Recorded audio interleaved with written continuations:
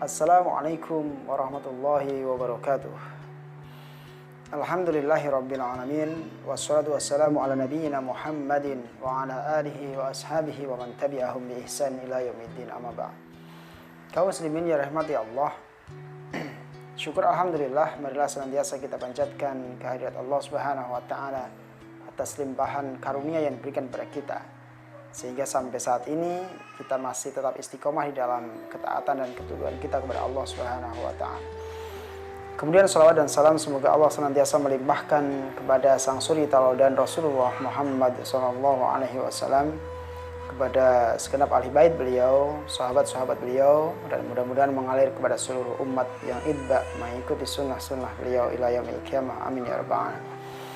Sahabat muslim yang dirahmati Allah, hari ini kita sudah sampai pada hampir di penghujung bulan Ramadan tahun ini. Berbagai macam cobaan kita hadapi bersama, terutama di tengah pandemi COVID-19 ini, menjadikan ibadah yang kita lakukan, kita rasakan tidak sesempurna yang kita lakukan seperti tahun-tahun sebelumnya. Sehingga bagaimana kita menjadikan bulan Ramadan ini justru lebih bermakna dari bulan-bulan Ramadan di tahun sebelumnya. Sahabat muslim yang dirahmati Allah, tentunya ada satu pengharapan yang besar dalam diri kita untuk sampai pada di penghujung bulan Ramadan ini kita menjadi orang-orang al-muttaqin, sesuai dengan apa yang disebutkan oleh Allah Subhanahu wa taala di akhir ayat 183 dalam Quran surah Al-Baqarah, la'allakum tattaqun, supaya kalian menjadi orang yang bertakwa. Itu adalah bagian akhir dari perintah berpuasa bulan Ramadan yang disebutkan oleh Allah Subhanahu wa taala. Takwa yang kemudian kita pahami sebagai imtisalu awamirihi wajtinabu nawahihi. Ini adalah satu pengertian yang biasa kita dengar dari para ulama, yaitu melaksanakan perintah-perintah Allah dan menjauhi larangan-larangannya. Makna ini menjadi makna yang begitu umum sehingga kita perlu mencari satu pemaknaan yang lebih menarik. Sayyidina Ali radhiyallahu anhu, beliau menyampaikan satu konsep takwa yang lebih aplikatif dalam kehidupan kita sehari-hari. Beliau menyatakan bahwa takwa adalah al-khawfu minal jalil wal amalu bitanzil wal qanaatu bil qalil wal isti'dadu liyaumir rahil.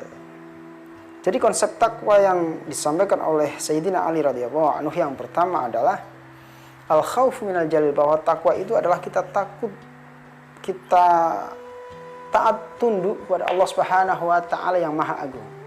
Karena kita yakin bahwa Allah Subhanahu wa taala adalah zat yang memberikan kita penghidupan, zat yang menciptakan kita, zat yang memberikan rizki kepada kita dan mengatur setiap aktivitas kehidupan kita. Maka takwa yang pertama adalah bagaimana kita menjadi orang-orang yang taat dan tunduk, takut dengan zat yang Maha Agung, yaitu Allah Subhanahu wa taala. Lalu yang kedua, konsep takwa disampaikan oleh Sayyidina Ali adalah wal amalu bitanzil. Kita melaksanakan apa yang kemudian Allah Subhanahu wa taala turunkan melalui Al-Qur'an. Lalu kemudian dicontohkan oleh Rasulullah SAW di dalam wilayah kaifiyahnya. Maka ini menjadi satu perwujudan ketika kita bersaksi asyhadu an la ilaha illallah, tiada Tuhan selain Allah. Maka inilah yang dan menjadi satu penekanan dalam diri kita masing-masing, bahwa melaksanakan setiap perintah Allah adalah bagian dari wujud kita bersaksi bahwa tiada Tuhan selain Allah, tiada Tuhan yang patut kita sembah melainkan Allah Subhanahu wa taala. Lalu kemudian apa yang kita laksanakan itu adalah sebagai perwujudan dari kalimat syahadat berikutnya, wa asyhadu anna Muhammadar Rasulullah. Tentunya yang diperintahkan oleh Allah Subhanahu wa taala dalam Al-Qur'an itu dalam wilayah kaifiyah prakteknya dicontohkan oleh Rasulullah SAW. Kaum muslimin yang dirahmati Allah. Lalu kemudian yang ketiga adalah al-qanaatu bil qalil. Menerima dari setiap apa yang kita rasakan dari setiap kenikmatan yang kita rasakan, kita dapatkan dari Allah, meskipun itu adalah sesuatu yang kecil. Al-qanaatu bil qalil. Kenikmatan yang kita rasakan ini kadang-kadang kita akan mengucapkan alhamdulillahirabbil alamin ketika kita mendapatkan satu kenikmatan yang lebih menurut kita. Padahal Allah Subhanahu wa taala melimpahkan setiap karunia, kenikmatan kepada kita semuanya. Mulai dari nafas yang kita hirup, mulai dari kesehatan yang kita rasakan adalah bagian yang selama ini tidak pernah kita rasakan, itu sebagai sebuah kenikmatan. Maka al-qanaatu bil qalil, menerima walaupun sedikit yang kita rasakan, tetapi sesungguhnya itu adalah bagian dari kenikmatan yang begitu luar biasa yang diberikan oleh Allah Subhanahu wa taala.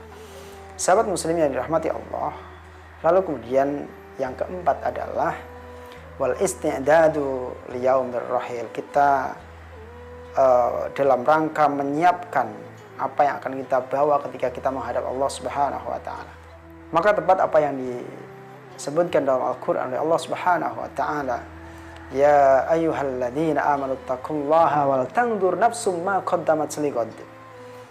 Wahai orang yang beriman, bertakwalah kamu kepada Allah Subhanahu wa taala dan jangan lupakan, perhatikanlah apa yang akan kamu bawa. Apakah kamu sudah memiliki bekal yang cukup ketika kamu akan menghadap Allah Subhanahu wa taala? Maka inilah yang harus kita persiapkan sejak sekarang.